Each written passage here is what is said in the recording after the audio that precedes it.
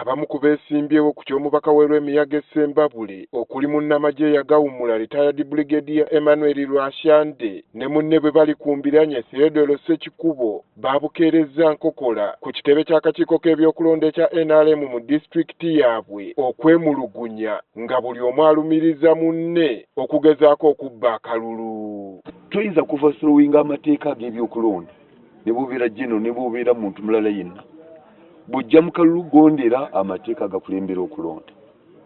Bwe bagamba nti tugenda kulondera mu registers leka zibeere registers. Kitegeere baani abagenda okulondesa akalulu kubanga waliwo betwagamba era ne tuwandiika tetubaagalamu abali wano naye nga ba agent ba Ssekikubo nga ntale tetugenda kumukkiriza. Bano bwe basisinkanye bayoleserezaawo enjawukana zaabwe.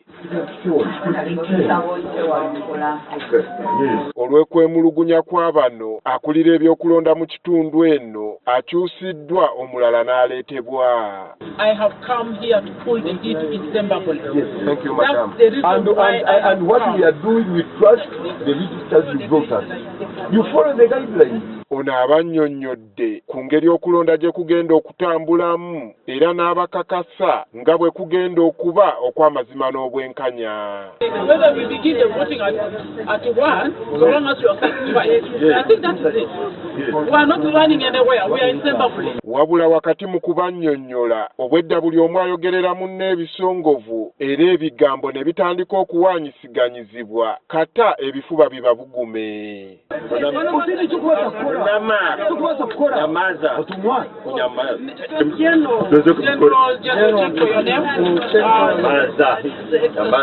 Nga zigenda okuwera ssaawa 5 ebikozesebwa bitikkiddwa ku mmotoka okubadde abasirikale. Without stopping on the road. Okay. You are going to report to Ocean Tosi? Naffe twessizza mu ddene okwolekera mu bifo eby'enjawulo mu bitundu by'Emiyaga okulaba okulonda bwe kugenda okutambula. We tutuukiddeyo ku ssaawa 6 ng'abalonzi mu bifo eby'enjawulo ewalondebwa bakonkomadde olw'ebikozesebwa okulwawo okutuuka. Ebikozesebwa abantu bajja bwe bagenda okujjako amagye okuyita muno. Kati fe abantu bawansi tukole tutya? Fe tukooye. Ekifo ky'omubaka w'Emiyaga Theodore Ssekikubo waalondera ebyokwerinda bibadde binywevu naye n'abantu nga tebaseguka.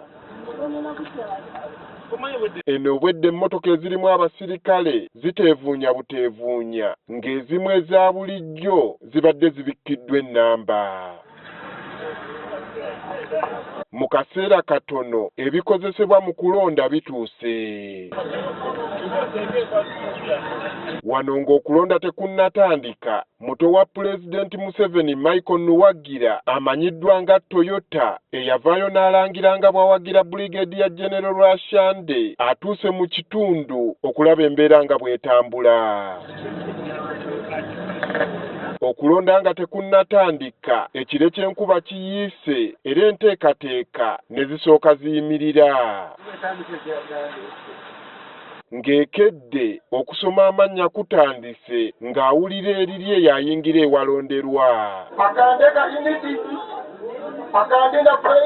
Ku ssaawa 9 ng'omubaka omukyalo wa disitulikiti amaliriza okulondebwa batandise ku ky'omubaka wa Emiyaga era wakati mu kubala Ssekikubo atuuse enduulu netta abawagizi be naye ne yeeyunga ku lunyiriri lwe.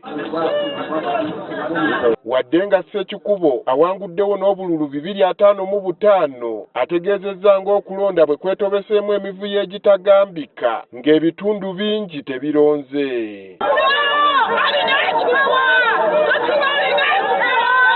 N'embeera si nnungi kubanga ng'essimu gy'olaba nkutte wano mu bitundu ebirala abantu ababadde ku layini ng'ekamoshi bali 15 bawandiise 350. Ate ye wa Lwashande gy'alondedde embeera ebadde nzikakkamu.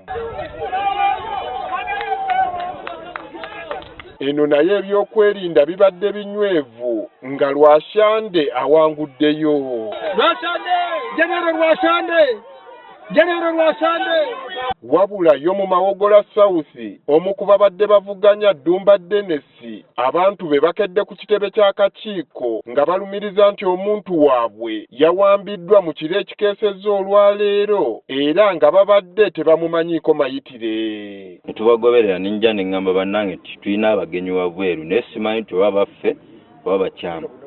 Ne tufuluma tujje twekenneenye. Twagenza okwekenneenya nga batemu. Waliwo amagye gajjuddewo yadde kusituka kuva wano nga bw'ogamba ovudde wano ogenda wali ku district headquarters omusajja bwe bamuwambidde tewali n'omu yasituse kugendawo. Kiki ekiddako? Abadde avuganya Daisy Byuma ne Kironde Yasiini nga ye Kironde Yasiini asazeewo ave mu kalulu. Kale emivuyo egibadde gigenda okuddako okusinziira egyasizeewo ekiro sisobola kukkiriza ekyo kibeera mu ye Daisy Byuma gwe balumiriza okuwamba munne gw'abadde avuganya naye bw'atuuseeko ku kitebe abalonzi bamututte jambwa.